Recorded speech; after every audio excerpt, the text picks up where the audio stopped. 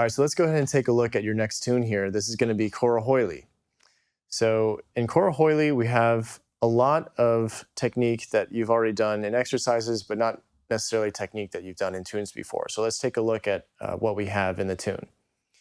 So in the first line, we have D throws, we've got E doublings, and we have B doublings for the first time. So we're going to look at those. We also have half F doublings.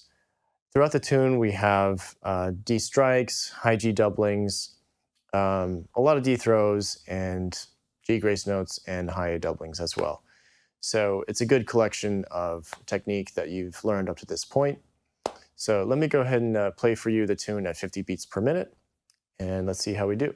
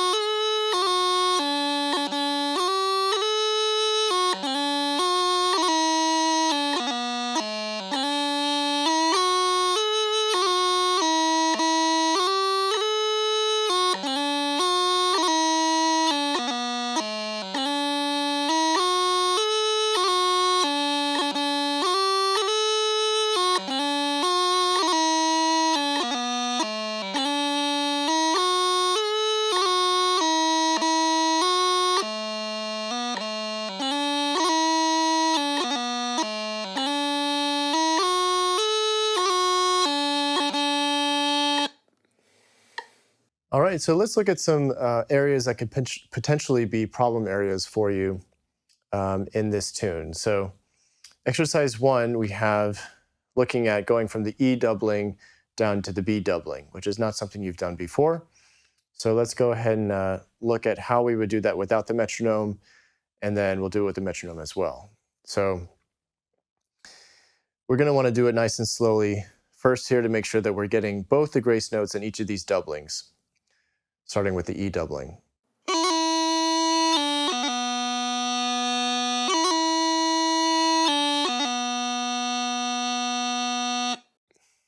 Okay, so we're going to want to loop that a few times without the metronome.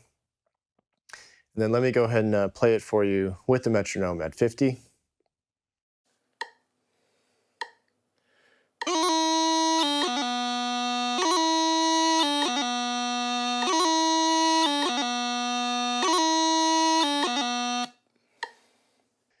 All right, exercise 2 here I've made for you is practicing going up from the D throw, crossing to the upper hand with that 16th note E, and finishing with a G grace note on F. And the reason this is being included is because of that across hands crossing there. So let me go ahead and play it for you without the metronome first.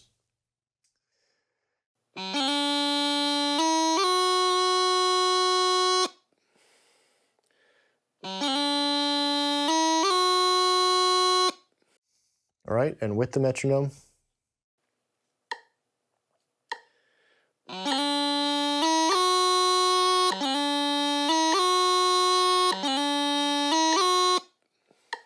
Okay, and in exercise 3, we have a big crossing going from high A with the high A doubling down to the 16th note F, and then to the D throw.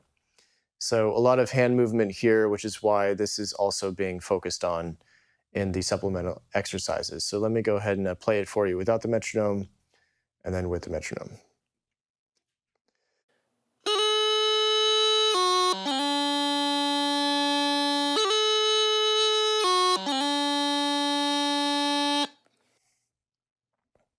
All right, and with the metronome.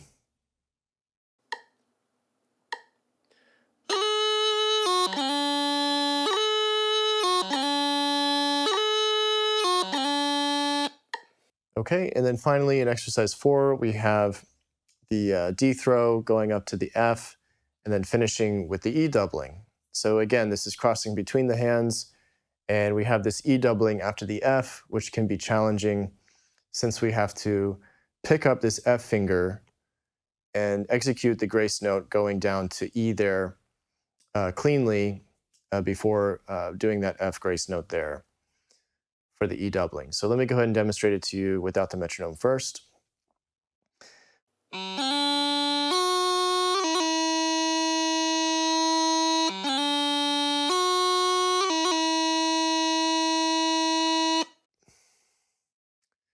All right, and with the metronome.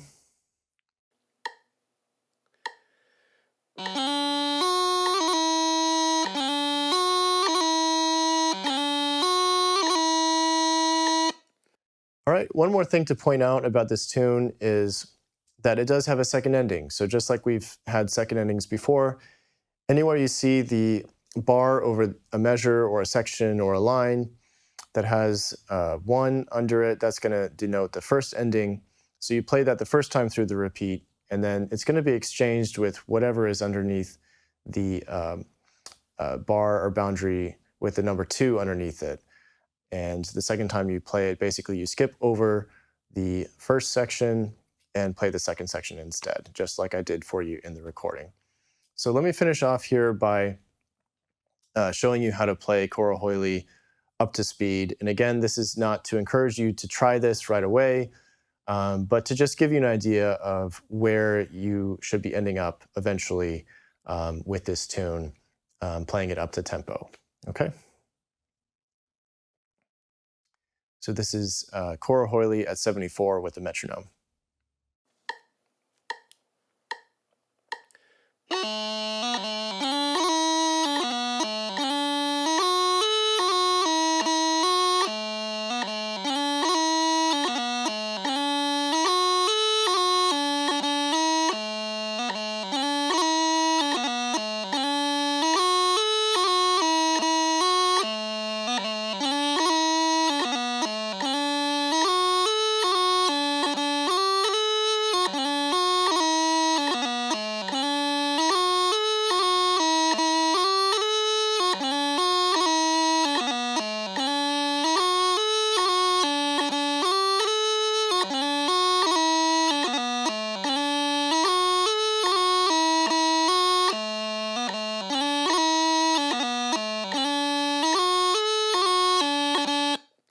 All right, so I hope that helps with learning the tune, and best of luck.